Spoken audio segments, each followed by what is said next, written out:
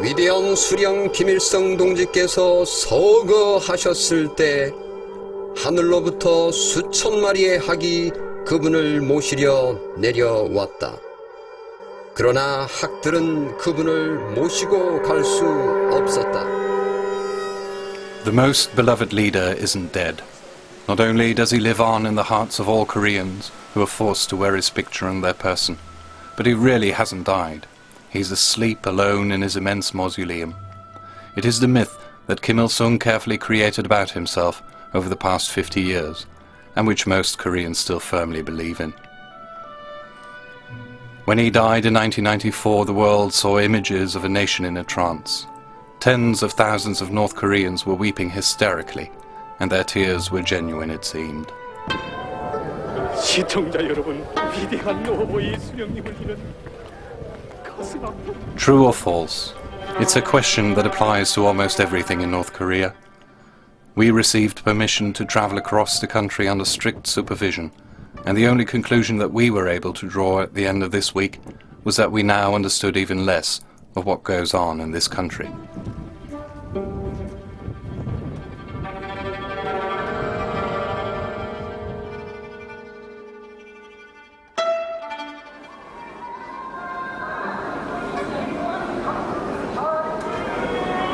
The Pyongyang subway.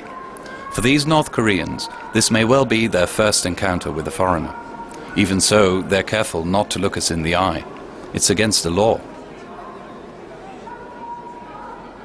Automaton-like, they pass by the thousands.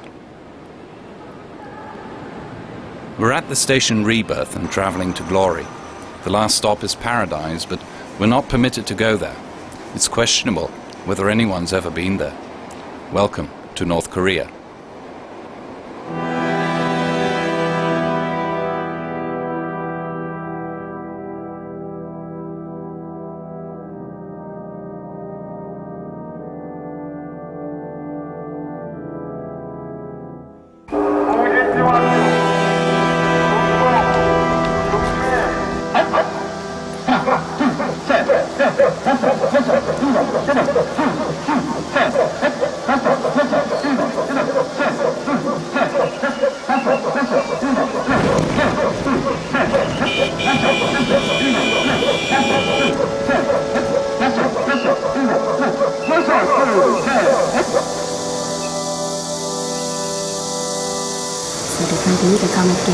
Sat down in this chair and taught us that the desk should be remade conveniently for the readers to regulate the sitting height, and the surface of the desk should be made sloping so as to conveniently for reading. Yeah. So as you see, this desk is made to regulate sitting height and slope according to the sitting height of the readers. You see? You can regulate the sitting height. This is an ordinary weekday, but nevertheless typical. The location is the study house of the people, the only library in the capital. We're taken on a guided tour by one of the selected ones, someone with permission to talk to foreigners. Without any trace of irony whatsoever, she attributes superhuman achievements to the most beloved leader again and again, while for almost an hour we wander through this extremely costly, almost empty palace. No doubt just one critical remark by this woman directed against the regime could condemn her to a life in the labor camps. So we resist the temptation to ask her whether or not she really believes what she says, because one of the three people shadowing us is always within hearing distance. I think you know this book. This book is the reminiscence of the great leader coming Kim Il-sung. I haven't. Now this book has been published in 8 volumes. And then you see this book, Kim Il-sung Walks. For over 50 years now, even after his death, Kim Il-sung has held the North Koreans under a mythical spell. How can people stand to be enslaved for so long, even to the point of starvation? Why do people accept it? It's the hallmark of an oppressive government, as we notice immediately after arriving in the country. The guides confiscate our passports and drive to a 35-meter-high bronze monument of the great leader. For the North Koreans, this is a shrine. The guides suggest that we lay flowers and bow out of respect for Kim Il-sung. Coming from them, it is in fact an order. As we're about to find out, there's no avoiding it. We have to show just as much respect here as any other Korean, bowing before the mythical leader.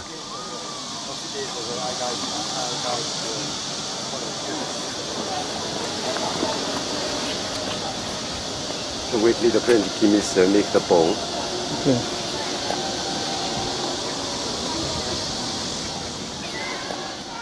Driving through the city, we pass thousands and thousands of children that seem to be practicing for something. The roads are almost deserted, fuel shortage as a result of isolation. Monstrous hotels are forever under construction. The economy is dead. Our 45-story high hotel is virtually empty. We were warned in advance that the rooms would be bugged and that luggage and garbage cans would be carefully scrutinized. We will have no individual freedom whatsoever for the rest of this week. The hotel room finally offers an opportunity to observe without being observed.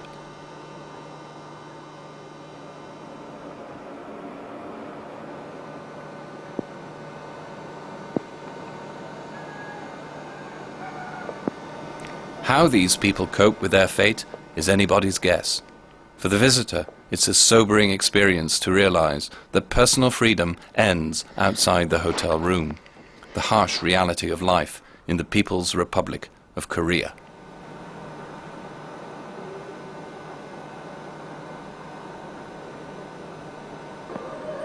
Music from loudspeakers all over town wakes everybody up at 7 in the morning. The streets are immaculate. The final cleaner is ready to go home. A policewoman is directing traffic that doesn't exist. There are no elderly people in the streets. Most of them have been relocated to places outside the city borders. Those that stay behind are encouraged to stay indoors, as are the handicapped. They don't fit in the desired picture. We move from monument to museum to exhibition, a never-ending stream of information about Kim Il-sung and his son Kim Jong-il, the present leader, and about 3,078 volumes of the Yuchi doctrine, outlining Kim Il-sung's personal teachings, only under our own steam. Everywhere in town you see the Yuchi Tower. Kim Il-sung also created a Yuchi calendar, starting with his own birthday in 1911.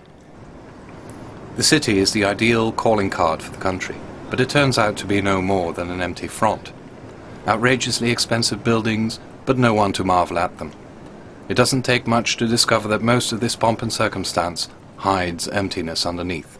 Its sole purpose is to present an ideal picture to the visitors and to uphold the morale of the population.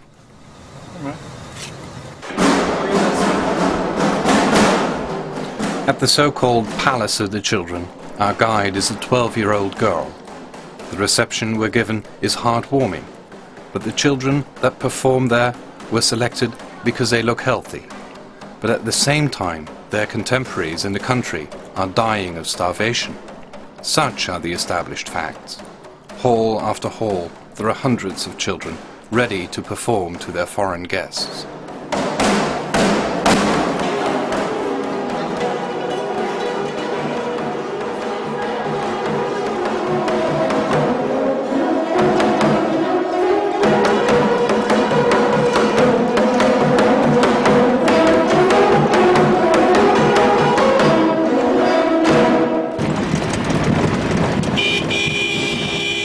The chauffeur drives like a madman along the empty boulevards in town.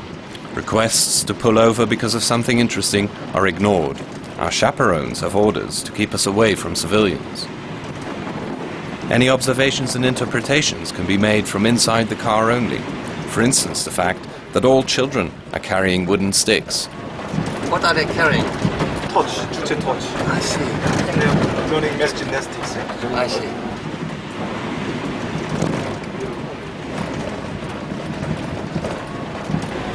Here we are at the Kim Il-sung Square, the center of central Pyongyang. In every square in the city, people are practicing. Many thousands of children are being drilled for a mass manifestation in 2 months' time. On the 10th of October, the Labour Party will be celebrating its 55th anniversary. In this square alone, 50,000 children will symbolise the support for the father and son Kim. They practice 6 hours a day, all the way until October.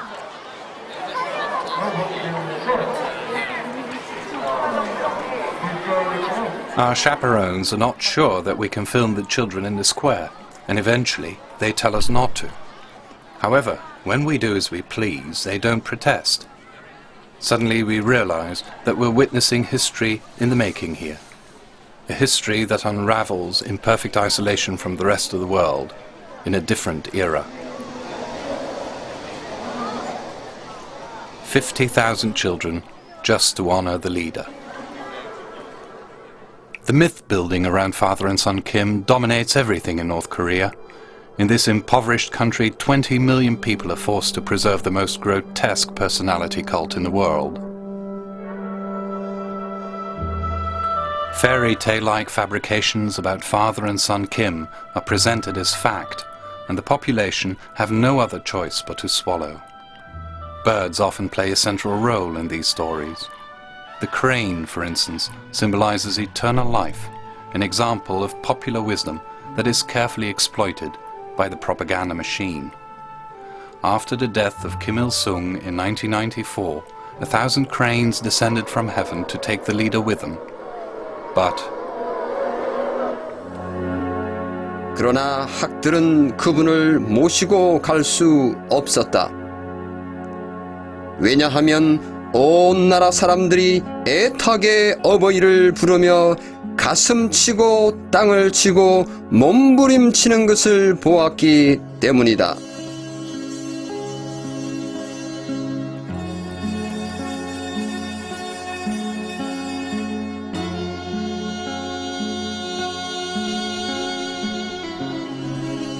this story is presented as fact in one of the few books freely available in the bookshops in Korea.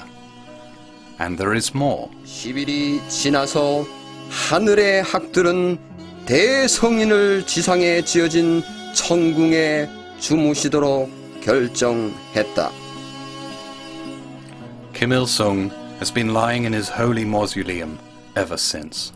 An enormous palace where only special guests are allowed to come and see his mummified body. It is absolutely forbidden to film him. His private train and his Mercedes are also on exhibit in this mausoleum.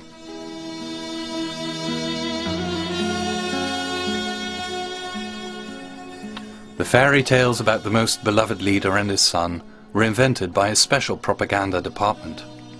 Hardly anyone knows exactly what goes on there.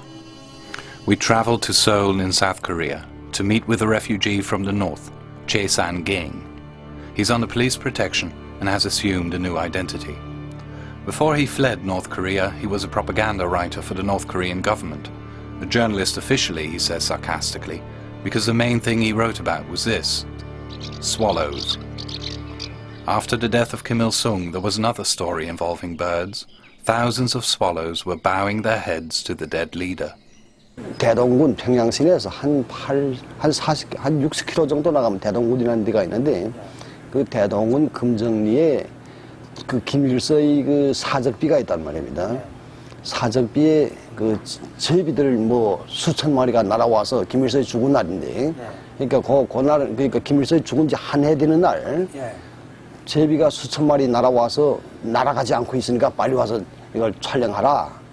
그래서 한 개 스탑 드리고서 나갔대는데, 나가 보니까 제비가 그 있을 리가 만무하잖아요, 그게. 그렇죠. 그래서 없기 때문에 어떻게 된 건가 물어보니까 제비들 방금 전에 다 날아갔다. The worst thing about it for Chae was that he was well aware, of course, that all of this was nonsense, but he had to go anyway. With the help of some colleagues, he managed to put enough petrol in the car to make the journey into the country, and of course, there wasn't a swallow in sight. Just to be sure, he asked a couple of farmers.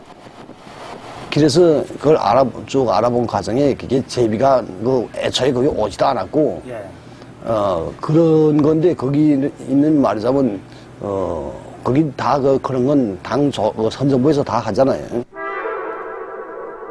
So Che drove home across a landscape littered with Kim Il-sung slogans and Kim Il-sung monuments.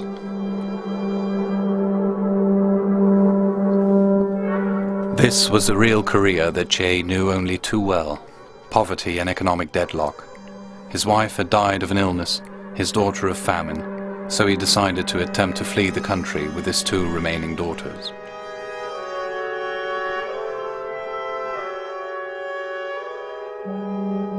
He swam across the river to South Korea, and both he and his daughters survived the snipers. Meanwhile, in the north, the role of the deceased Kim Il-sung had to be taken over by his son, Kim Jong-il. The myth around him had to be elaborated on. There were already a few beautiful stories about Kim Jong-il. He was said to have been born in a shabby mountain cabin. Soldiers stationed in the area had sensed that something wonderful was happening, although they couldn't tell exactly what. They carved a few words in a tree. 길다랗게 껍질이 벗겨진 나무에는 주먹만한 글발들이 새겨져 있었다. 아, 조선아, 백두성 탄생을 알린다. The tree became a place of pilgrimage to the general public until a group of Japanese scientists came to visit. 그 일본 그 학자들 중에 한 사람 식물학자가 있었던 거네. 근데 나무를 보니까 나무가 그 45년도 이후에 그 자란 나무단 말이에요. 그래서 그 학자가 이 나무가 몇 년도에 자라기 시작한 나무지 않은가. 그러니까 이제 그 여자는 그 해설을 하는 건 다 강사들 있잖아요. 그 해설한 여자가 그건 대답 못 했거든. 이 나무가 47년도부터 자라기 시작한 나무인데, 그럼 항일발사는 이 나무가 자라기 전에 와서 여기다 글 써놨는가? 그러니까 말 못하고, 그 다음에 그건 아예 없애버렸어요. 거기 다 밑을 나무 잘라버리고, 거긴 사람들 가지 못하게 한 이런 일도 있거든. Such stories are only very rarely refuted. In most cases, the pretense is kept up successfully. From a Western viewpoint, it seems incredible that people actually believe these stories, but in North Korea, they do. It's been the only information that people have been fed for over 55 years. Contact with the outside world is absolutely out of the question, and a select group of people that do know better, like the propaganda workers, are wise enough to keep quiet. 걸리면 그건 자그마한 움직임이라도 있으면 가차없이 그건 처리해버려요.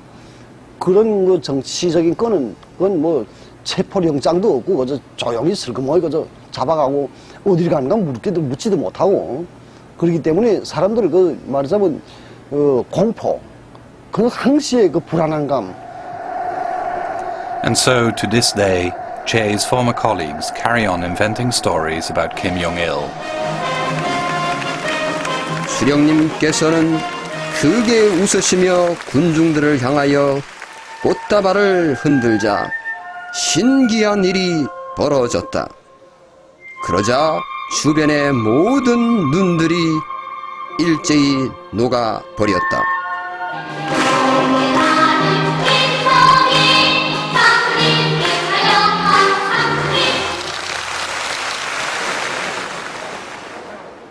The tour continues. Next is the Historic Museum of the Korean War.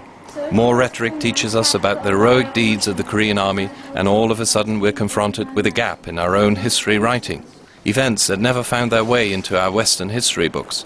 The cruel misbehavior of American soldiers during the Korean War. And Harrison, one of the Yankees who crept in Sinton County, said as follows while singing Praise Mothers and Children. It is too happy for the mothers and children to be here together. Lock up the mothers and children apart, to fret the mothers to death and dry the blood of the children to death. So later they poured the petroleum over their heads and set fire and threw viciously hand grenades to kill them. So the death of 102 babies and 400 mothers in Sinton clearly shows that the U.S. none other than wolves in with two legs.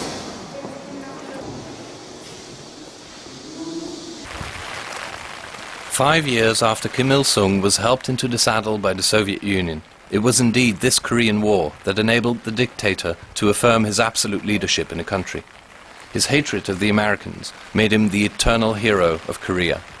To fuel this hatred, Kim ordered numerous immense war monuments to be erected for the soldiers who died.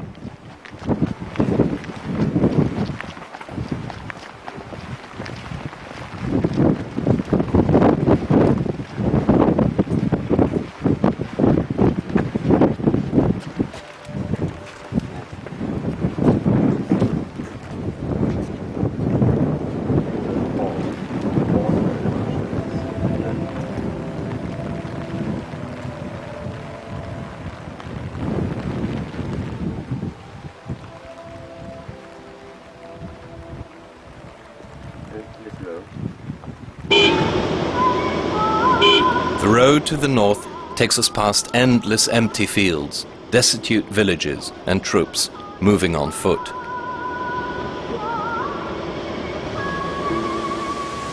In the mountains of Mojang, we visit the Friendship Palace. It houses a collection of 70,000 gifts from befriended nations all over the world.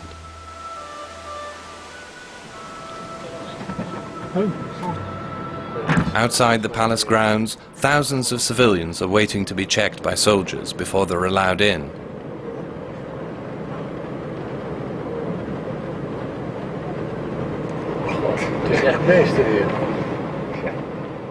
More than likely, this is the only day out they'll be allowed in many years to come.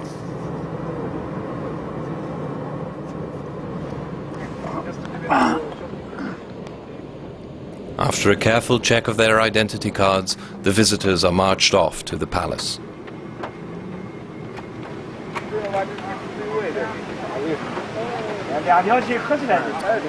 On their way inside, they pass Chinese tourists, two separate worlds, and yet only 10 years ago the Chinese were in the same situation as the North Koreans are now.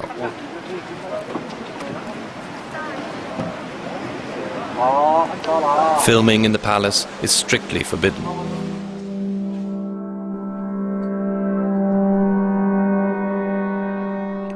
This country testifies to the fallibility of secret services, as a high-ranking CIA official once commented on North Korea. In fact, we know next to nothing about what happens in this reclusive country.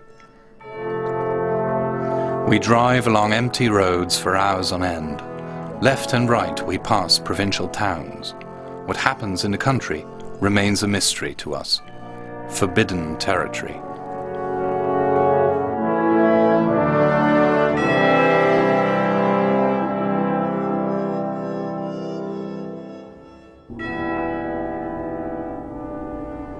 The people in the country are suffering in silence and dying.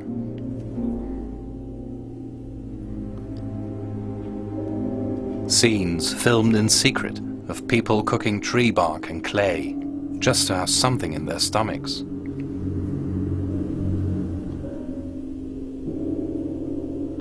Estimations vary, but at least a few 100,000 people have died already of hunger and disease. In the meantime, our guards take us to our next attraction.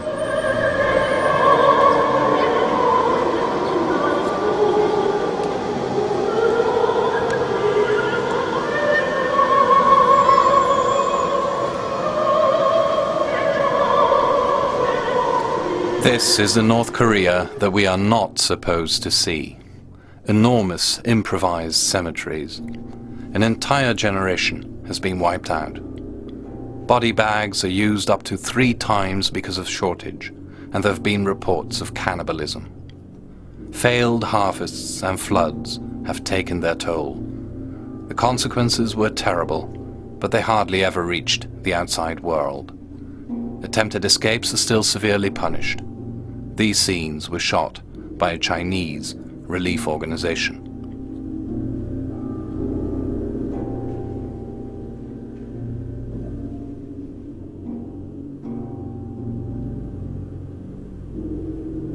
The camps are even worse.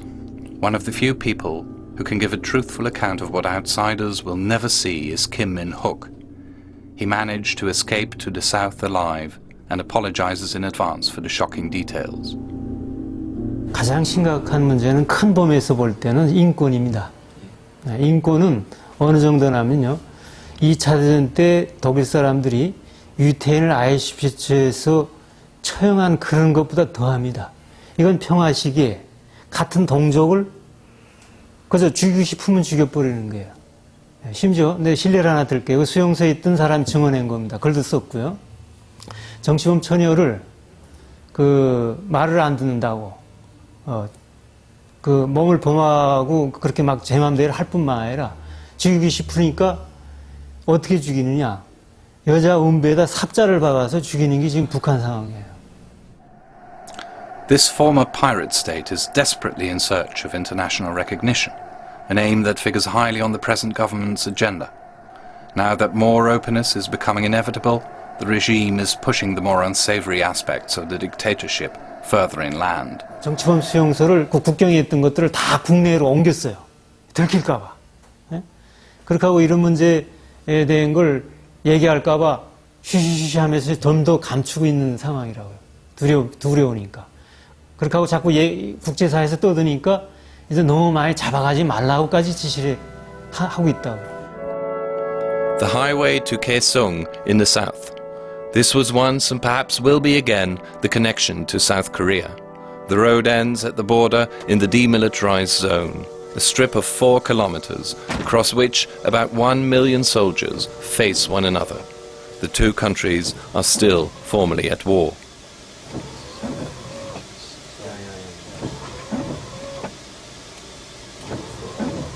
이렇게 저가가 직접 정권을 맡은 것입니다. 번호 의원이 선생들이 신변 안전을 위해서 우리 군인들이 장경에 동행해야 됩니다. 정선은 여전히 긴장합니다.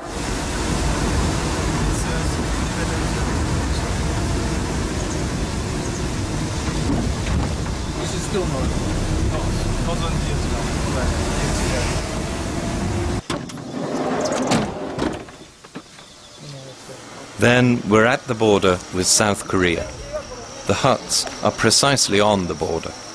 North Korean soldiers on this side and South Korean soldiers on the other. They're literally 5 meters from one another. 원래 저 앞에다 미군이 서 있었는데 자꾸 이거 외국인들 이거 동포들 와서 너는 미국 왜 남의 땅 지키나 나가라 나 자꾸 욕하니까 그다음에 저 사람들 앞에 세워놓고 Negotiations were conducted at this table between the two parties. Then, on the South Korean side, there appears an American soldier.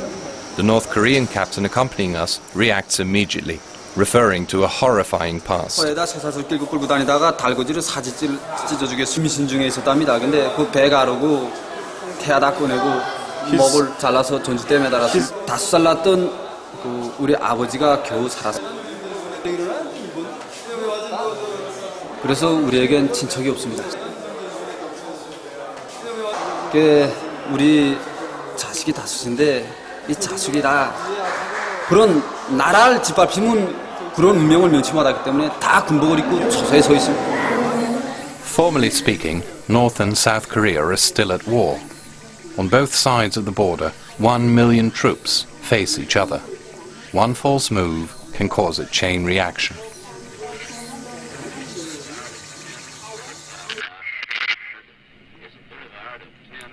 Soldiers take us to the front line in the mountains.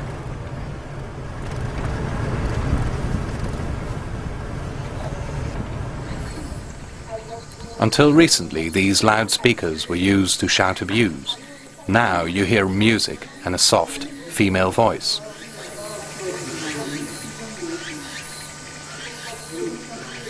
On the other side of the front line are the South Korean observation posts, and the North Korean soldiers see that their opponents have written new slogans on the walls of their barracks.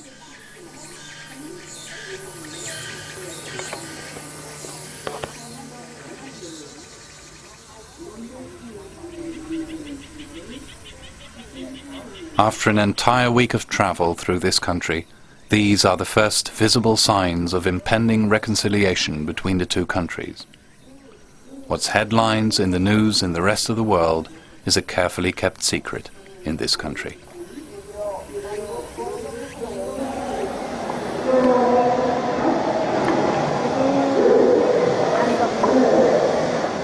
Back in Pyongyang, on the last day we climbed the 150-meter high Yuchi Tower.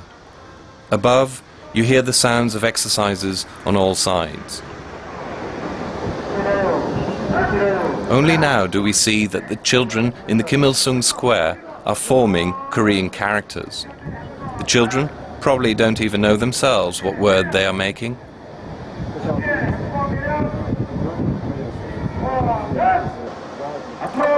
For all its theatrics, this capital cannot hide the emptiness of the country. It's a country in ruins. Even so, in Pyongyang, the carefully selected inhabitants keep on performing for visitors that never visit.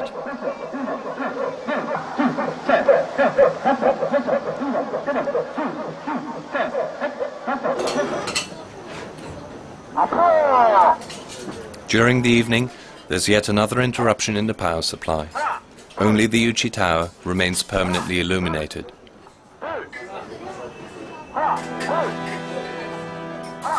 North Korea. It's the year Uchi 89 according to the Kim Il-sung calendar. A better future seems a long way off. Hey!